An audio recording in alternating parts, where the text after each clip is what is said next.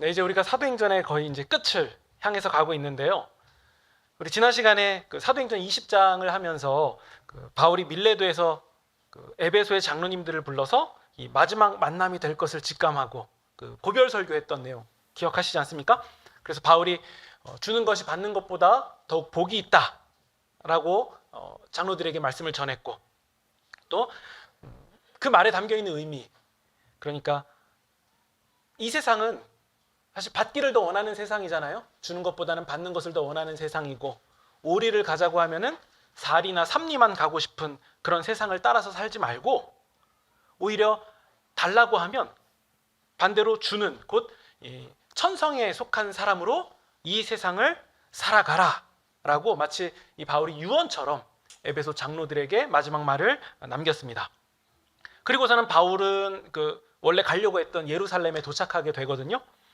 그래서 사도행전 21장에서 26장까지의 말씀을 쭉 보면 이제 바울이 신문당하고 또 뭐 순환당하고 또 변증하고 이런 그 장면들이 계속 반복해서 나옵니다. 바울이 예루살렘에 딱 도착했을 때에 마침 그때 오순절을 앞두고 있어서 이 여러 각지에서 유대인들이 몰려오는 상황이었거든요.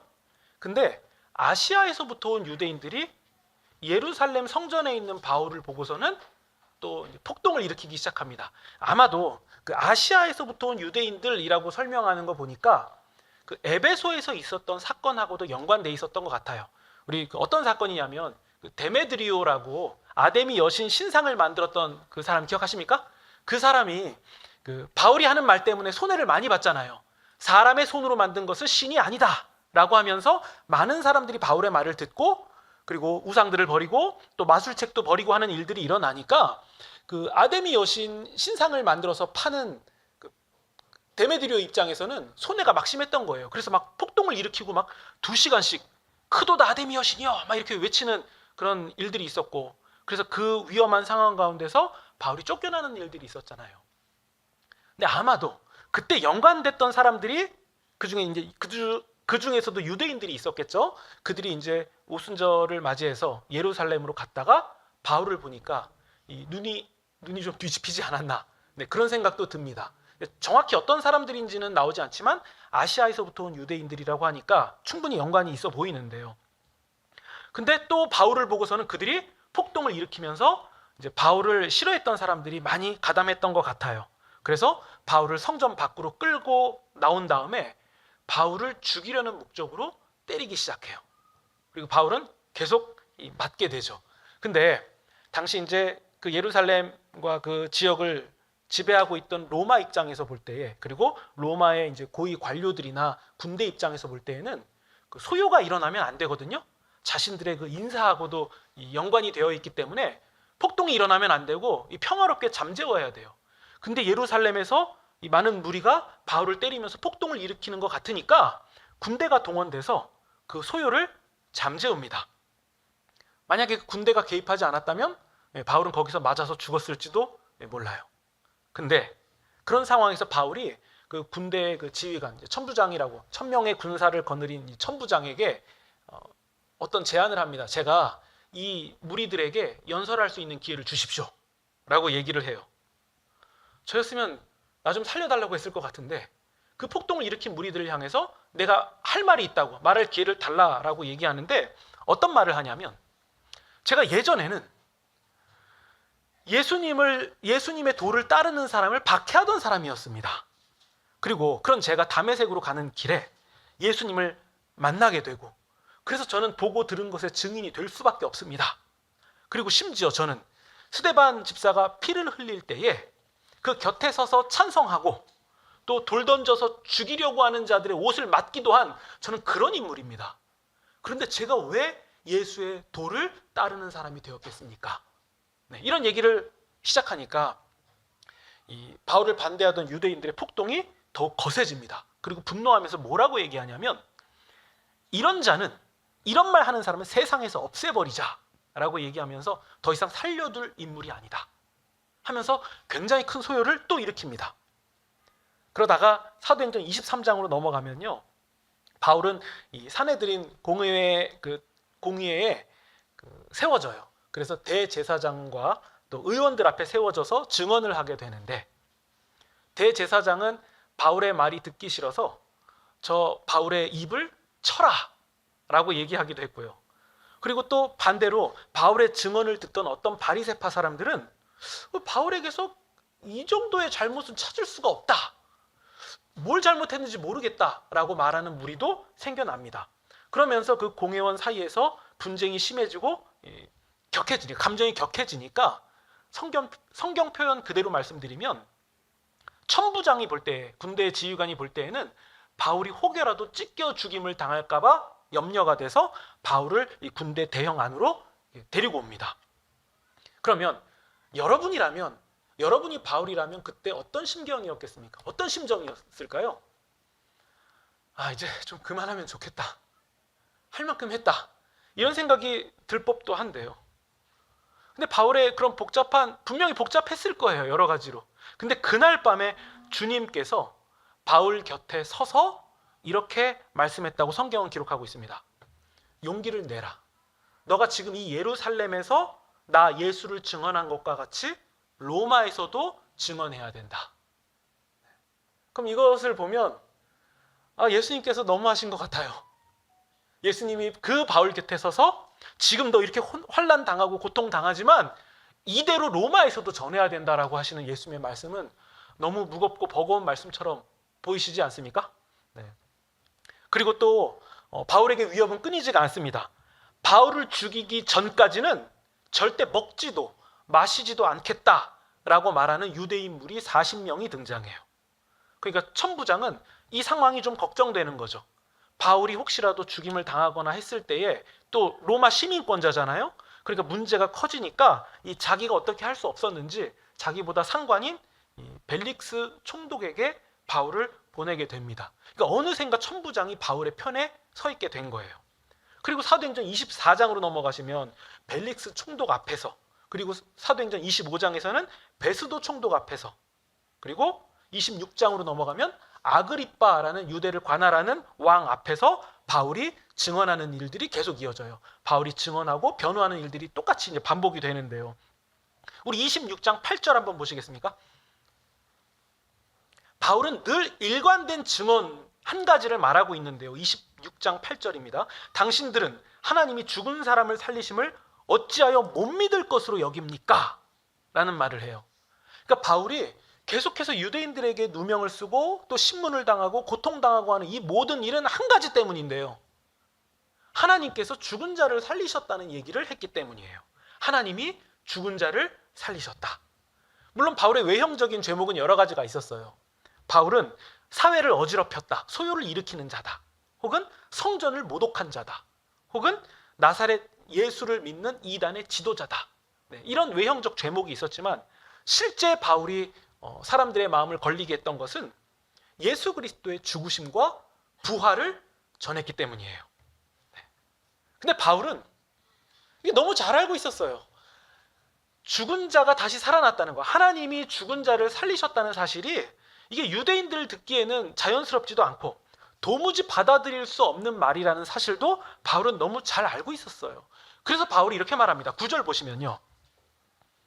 나도 한때는 나사렛 예수의 이름을 대적해서 많은 일을 하려고 했다. 그러니까 할 수 있는 대로 뭐든지 다 해야 된다라고 스스로 생각했다. 10절. 예루살렘에서 나는 이런 일을 했고 또 대제사장들에게 권한을 받아서 많은 성도들을 옥에 가두기도 했고 또 죽일 때에 나는 찬송표를 던지기도 했다. 11절. 모든 회당에 찾아가서 신자들을 형벌하면서도 동시에 그냥 형벌만 한 게 아니라 그들이 예수님을 믿는 것을 부인하게 만드는, 그러니까 강제로 모독하게 하는 말을 하게 하려고 그러니까 고문을 한 것 같아요. 너 이렇게 말해, 예수 아니라고 말해 라고 하면서 강압적인 어떤 고문 같은 행위를 했던 것 같아요. 그리고 또 나는 외국에 있는 성까지 가면서 신자들을 박해하는 열심을 냈던 사람입니다. 이 말은 뭐겠습니까? 내가 예수 그리스도의 죽으심과 부활이 믿기 어려운 일이라는 거, 상식적이지 않다는 거 제가 모르겠습니까? 저는 이 정도로, 과거에 이 정도까지 했던 사람입니다. 그런데 제가 어느 날 신자를 박해하기 위해서 다메섹으로 가던 길에 해보다도 더 밝은 빛을 만나게 됩니다.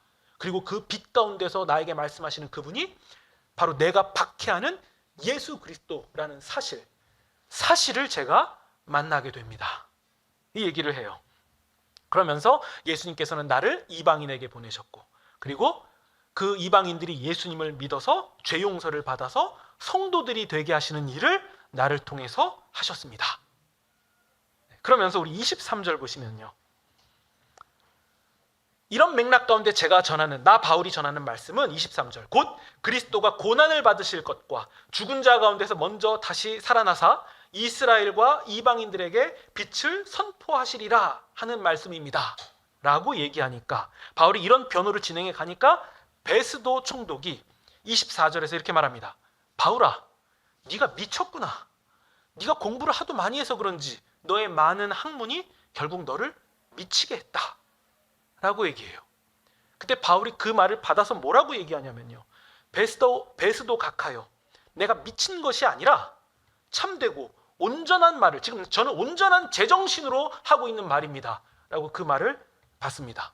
그러면서 질세라 이어서 이번에는 그 옆에 있는 아그리빠 왕에게 뭐라고 얘기하냐면요, 26절, 왕이시여, 왕께서도 이 일을 잘 알고 계시므로 제가 왕 앞에서 담대히 말할 수 있습니다. 왕께서 지금 벌어진 이 일들에 대해 하나도 모르는 일이 없다는 것을 저는 알고 있습니다 라고 하면서, 지금 제가 전하는 이 말씀은 어떤 은밀한 종교에 은밀하게 이루어진 그런 일이 아니라 한복판에서 누구나 알 수 있게 이루어진 일이라는 사실을 왕도 알고 계실 것입니다 라고 얘기하니까요, 이번에는 28절에서 아그리빠 왕이 바울에게 뭐라고 말하냐면요, 너가 지금 이 짧은 말로 나를 권하여서 그리스도인이 되게 하려고 하는구나 라고 얘기해요. 그러니까 지금 바울이 자신을 변호하는 상황에서 베스도 총독도 그 바울의 말을 받아들이지 않고, 아그리빠 왕도 바울의 말을 받아들이지 않습니다. 그러면요, 여러분, 지금 바울의 입장을 다시 한번 잠깐 멈춰서 생각해 봅시다. 지금 바울은 예수 그리스도의 죽으심과 부활을 증언했고, 자신에 대한 오해를 변호하면서 수차례 죽을 뻔한 어떤 위협을 겪기도 했고요, 그리고 수많은 집단적 살기를 경험하기도 했습니다. 그러면서 지금 바울이 변호하고 그 변호를 듣는 이 두 사람은 자신의 생명을 쥐락펴락할 수 있는 너무도 막강한 사람이에요. 베스도 총독과 아그리빠 왕이에요. 이들이 좋게만 말해준다면 바울은 괜찮아질 수 있는 상황이에요. 그러면 여러분, 바울도 할 만큼 했으니까 이게 서로 좋은 게 좋은 거라고, 소요도 안 일어나고 인정할 거 인정하면서 그냥 좋게 넘어가면 되는데, 근데 상황이 좋지가 않아요. 바울이 자꾸 말을 받아쳐요. 그래서 베스도 총독이 뭐라고 얘기합니까? 많은 학문이 너를 미치게 한 거 아니냐, 내가 볼 때 너 미친 사람이야. 그리고 아그리빠 왕은 네가 지금 이 짧은 시간, 이 짧은 몇 마디로 나를 지금 그리스도인 되게 하려고 하냐? 나 그렇게 쉬운 사람 아니야. 이런 맥락의 말을 합니다. 그럼 지금 여러분 분위기 되게 안 좋은 거 아닙니까?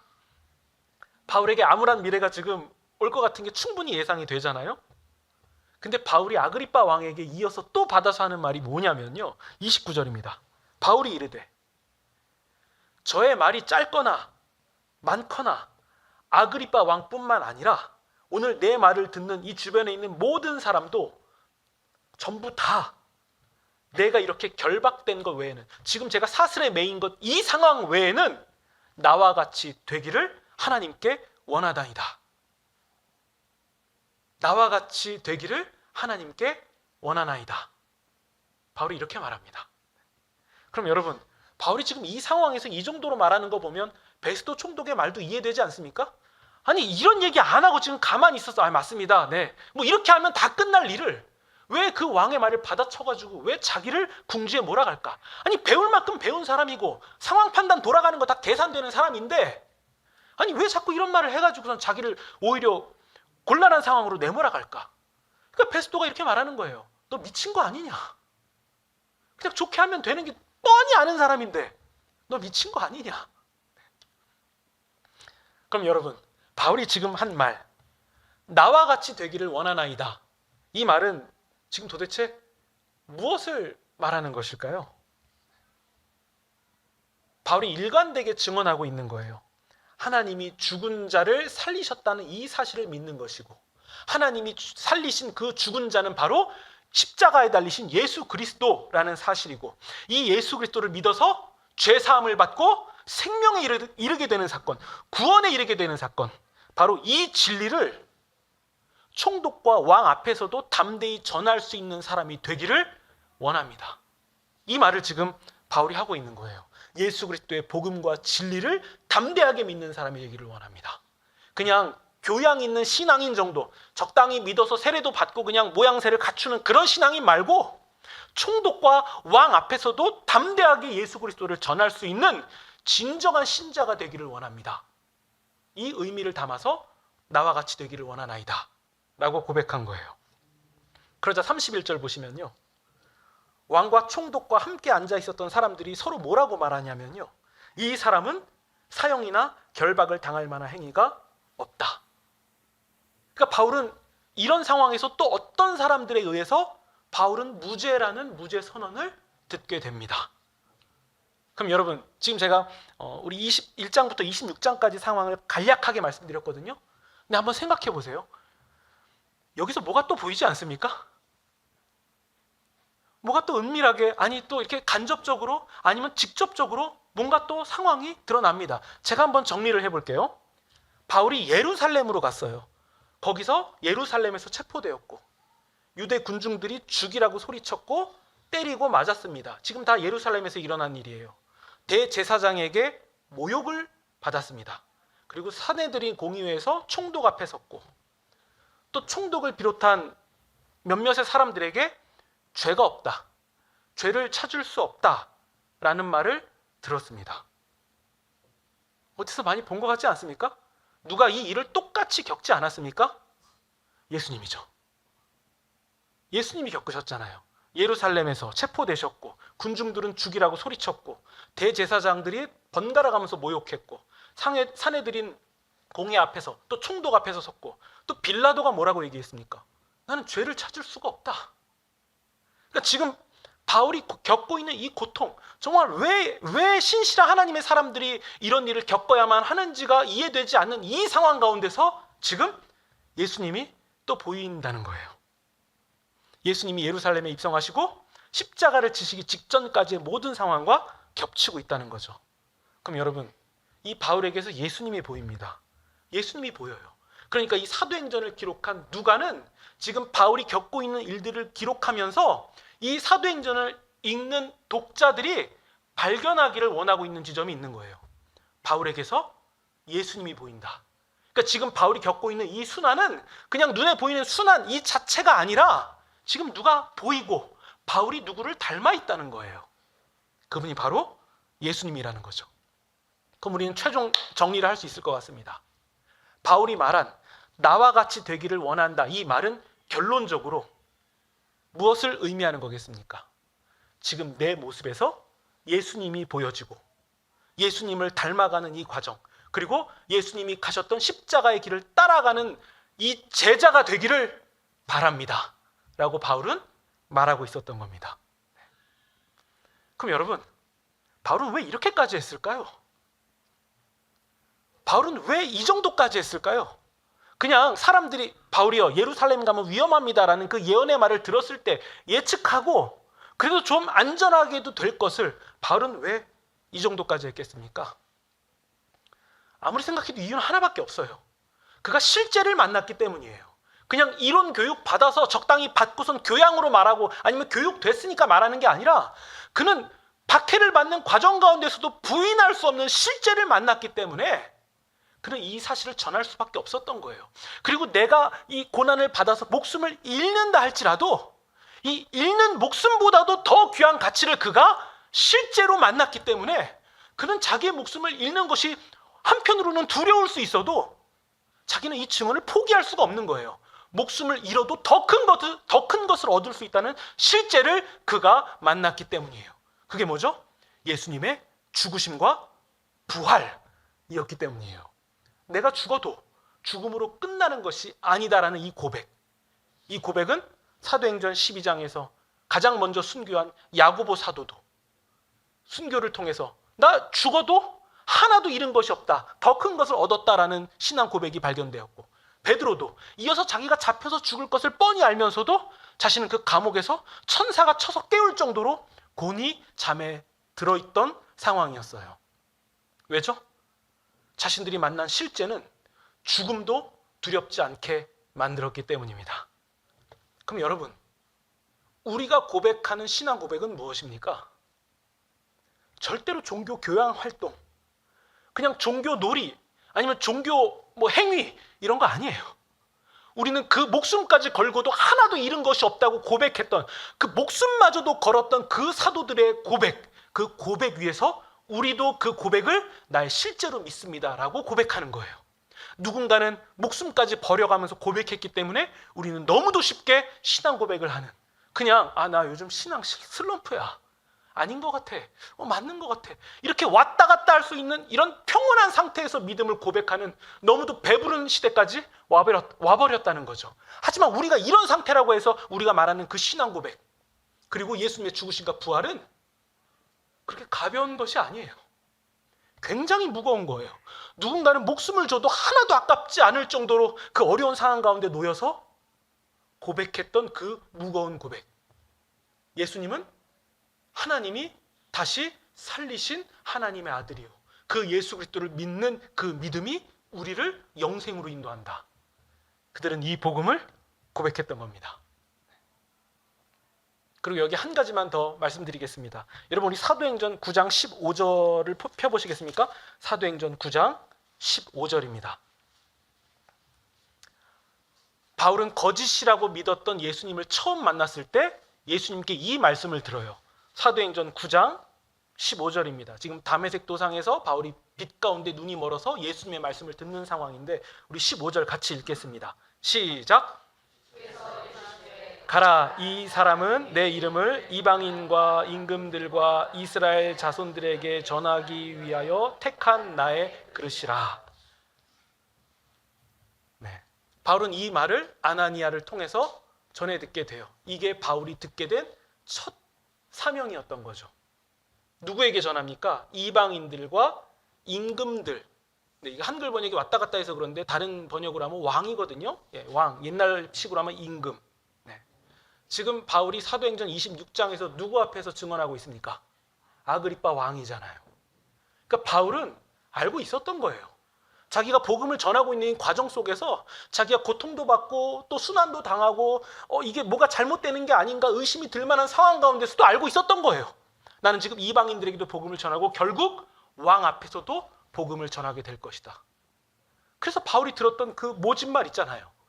너가 예루살렘에서 이렇게 고통받았던 것처럼 너는 로마에서도 똑같이 겪으면서 복음을 전하게 될 거라는 그 말이 야속한 말이 아니라, 예수님이 처음부터 나를 부르셨을 때, 사명을 주셨을 때 그 말씀, 그것이 다시 한번 생각나게 하셔서 이런 어려운 역경 가운데서도 포기하지 않고 복음을 전할 수 있게 만드시는 거구나. 예수님이 다시 생각나게 하신 거구나. 그래서 그는 왕을 보면서 담대하게 말하는 거예요. 왕을 보면서도 내 목숨줄 쥐고 있는 사람이 분명한데도 바울은 말할 수 있는 거예요. 예수님은 하나님이 살리신 하나님의 아들이시오. 이분을 통하여서 영생에 이르게 된다. 이걸 담대하게 말할 수 있었던 거예요. 왜죠? 예수님이 지금 이 상황도, 지금 왕 앞에서 증언하는 이 상황도 예수님의 계획 안에 있고, 주께서 이 상황도 나와 함께하고 계신다. 이 사실을 알고 있었기 때문에 우리가 볼 때에는 도저히 할 수 없는 이 상황도 하게 되는 거였던 거예요. 이유는 하나죠. 예수님께서 동행하신다. 예수님이 동행하신다는 것을 우리는 사실 종교 구호로 너무 많이 말해서 하나의 표어처럼 되어버렸지만, 이 동행한다는 것은 굉장히 강력한 힘이 있습니다. 그 관계에서부터 비롯된 그 강력함, 그 끈끈함이 나를 전혀 다른 사람이 되게 만들어요. 예를 들면요, 아이가 놀이터에서 또래들과 같이 놀고 있는데 무서운 형 누나들이 와가지고서는 우리가 만든 모래성도 발로 차고 우리가 모아놓은 나뭇가지들이랑 소꿉도구 장난들 발로 차고 해서 괴롭히면 아이들이 어떻게 합니까? 찍소리 못하죠. 무서운 형들 누나들이 와서 그렇게 하는데 아무 말도 못하죠. 덤벼도 안 되는 거 알죠? 여기서는 아이고 괜찮습니다 이렇게 말해야 자기들이 안전하다는 거 알죠? 애들도 알아요. 근데 애들이 아이씨 뭐예요? 라고 말할 수 있는 상황이 있다면 어떤 상황이겠습니까? 저기서 아빠가 보고 있어요. 그러면 자기가 이 상황이 지금 아무것도 안 된다는 것을 아는데 지금 뭐 하는 거예요? 그리고 애들들이 힘을 합세해서 말할 수 있는 거예요. 왜냐하면 아빠가 동행하고 있으니까. 이거 지금 아무것도 아니라는 게 그냥 알아지니까, 이게 미쳐서 그렇게 말하는 게 아니라 온전한 정신이니까 말할 수 있는 거예요. 뭐예요 지금? 우리가 만든 거 물어내! 왜냐면 아빠가 보고 있으니까. 바울이 총독 앞에서, 왕 앞에서 저 미치지 않았습니다. 예수님은 죽으시고 부활하신 하나님의 아들이시오, 이분만이 유일한 구원자십니다 라고 담대하게 말할 수 있는 것은 그분이 우리의 삶과 나의 삶과 바울과 동행하고 있었기 때문이죠. 그러니까 여러분, 나와 같이 되기를 원합니다라는 바울의 이 말은 분명히 주께서 함께하고 계신다라는 이 의미도 포함되고 있는 것이 분명합니다. 그러니까 여러분, 우리가 사망의 음침한 골짜기를 지날 때 우리 삶 가운데서 정말 이것만큼은 주님 너무 최악 아닙니까? 일어나면 안 됩니다, 이건 아닙니다라고 고백할 수밖에 없는 이런 상황 가운데 이르렀을 때에도 우리가 잊지 말아야 될 사실, 주님이 이 상황 가운데서도 우리와 함께하고 계신다. 그래서 우리 또한 다른 누군가에게 나와 같이 되기를 원합니다 라고 담대하게 고백할 수 있는 그런 저와 여러분이 되시기를 우리 구주 예수님의 이름으로 축원드립니다.